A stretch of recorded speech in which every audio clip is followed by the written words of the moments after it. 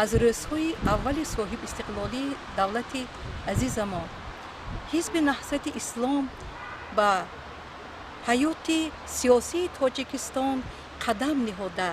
در هر لحظه های ضروری در هر لحظه های برای خودش مناسب میخواست که راه صلح و آسودگی حیات آسایشته مردم را خلالدار گرداند، یعنی به حیات آسوده خلال رساند. با اغوای حزب نهضت اسلام چندین خونریزی ها به قول ترکت در چندین جایهای جمهوری عزیز ما وقوع پیوست. سال 2015 وقتی من خودم شاهد بودم انتخابات سال مجلس نمایندگان به وقوع می پیوست و وقتی که همچون هم رئیس حزب نهضت اسلام و هم نماینده حزب نهضت اسلام محیدین کبیری به استرافشان آمد در تالار بیمارخانه بخوری با انتخاب کنندگان به وقوع پیوست. این دفعه هم محیدین کبیری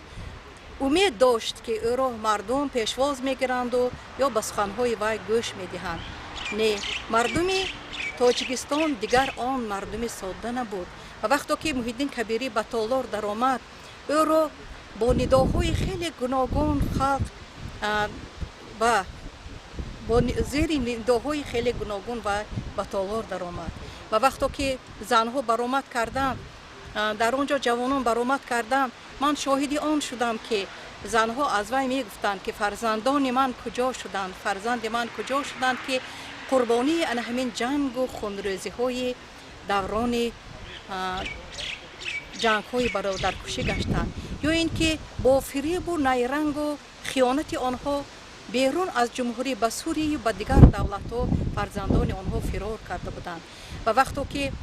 زنها به سخن برآمدند یکی از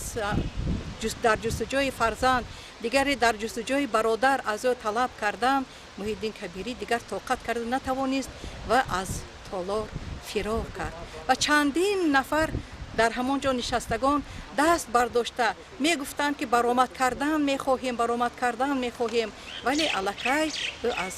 تالار رفته بود. این البته گواه آن است که این حزب خیانتکار، این حزبی که وی به آسودگی مردم، به صلح و آسایشتگی مردم البته ضربه میرساند، پایان کار حزب نهضت اسلام که مقصد وی خیانت و خیانتکاری بود یگان اساس نداشت، برباد رفت. بگذار برباد